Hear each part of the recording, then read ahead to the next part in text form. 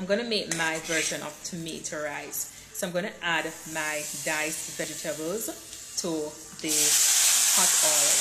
This case I'm using margarine.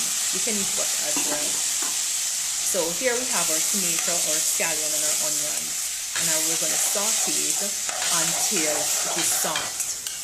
So sauteing it until it is soft. Once it reaches this stage, then we're going to add our rice. This method is actually known as the pilaf method of cooking rice.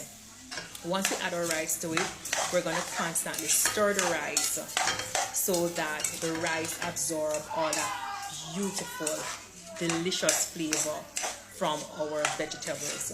You don't want to leave it sitting because it might burn.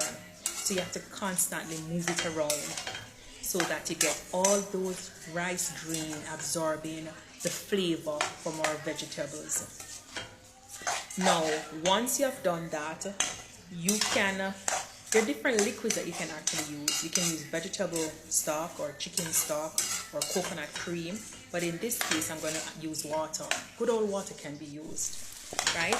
So once you have it this stage where all the liquid has been absorbed by the rice, we're going to go ahead and we're going to add our liquid.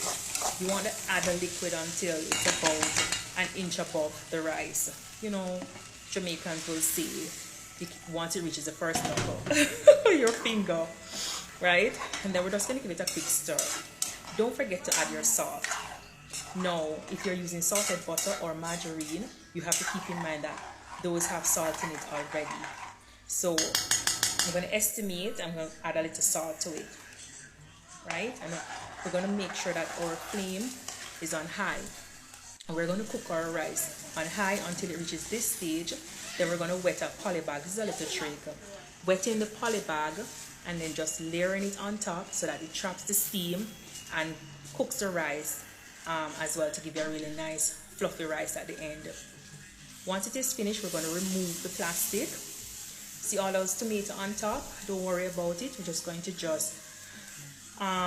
stir it into the finished product, into the rice. Now this rice is like a one pot. You can have it on its own. It's that good. It is that good. So if you have a lot of tomatoes at home and it's going bad, you don't want the tomato to waste, this is a beautiful dish to go ahead and use up all those tomatoes. And it will give it such a lovely flavor. Other vegetables can be added to it as well, such as peas. Just experiment and have